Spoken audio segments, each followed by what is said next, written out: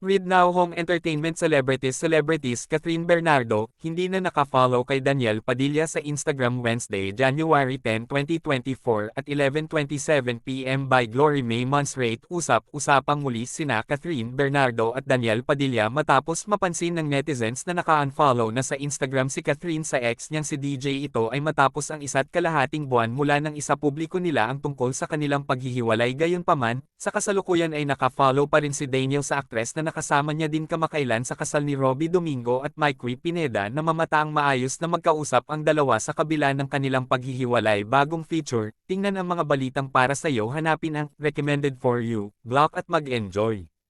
Recommended for You, block at mag-enjoy.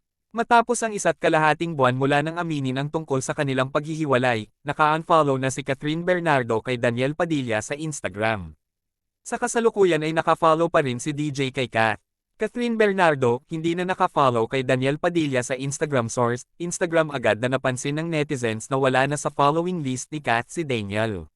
Sa kabila ng kanilang paghihiwalay ay nakikitang nagkakausap ang dalawa tuwing dumidalo sila sa mga events kagaya na lamang ng kasal ni Robbie Domingo kamakailan.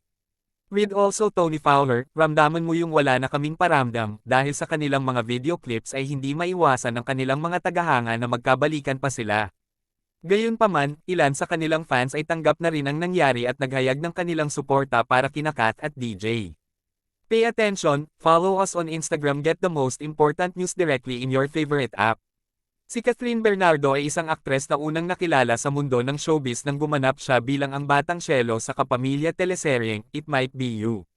Kinalaunan ay naipareha siya kay Daniel Padilla at nakilala ang tambalan nila bilang Katniel.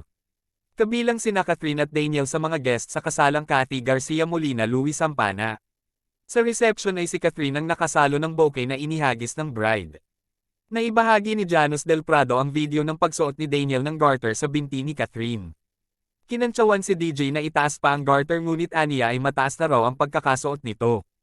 With also Chon Dominguez, pinagpalit ng ex sa isa pa niyang ex-boyfriend. Ikinatuwa naman ng mga fans ni Catherine ang post ng aktres kung saan ibinahagi niya ang kanyang picture. Aniya, kuha ito sa set ng kanyang bagong pelikula na pinamagatang A Very Good Girl. Agad itong nag-viral at umani ng mga papuri at positibong komento. Marami ang humanga sa ganda ni Catherine at may mga naghayag ng kanilang pagsuporta kay Catherine. Bagong feature, tingnan ang mga balitang para sa iyo. Hanapin ang Recommended for You, block at mag-enjoy. Source, kami.com.gh. Tags, Catherine Bernardo latest NEWS DANIEL Padilla latest NEWS KATHNIEL latest NEWS LATEST Entertainment News PH Hot, Aaron Concepcion Scandal Rhea Santos Recommended for You Filmar Alipayo, ibinida ang pagkakahawig ni Lilo sa younger version ni N.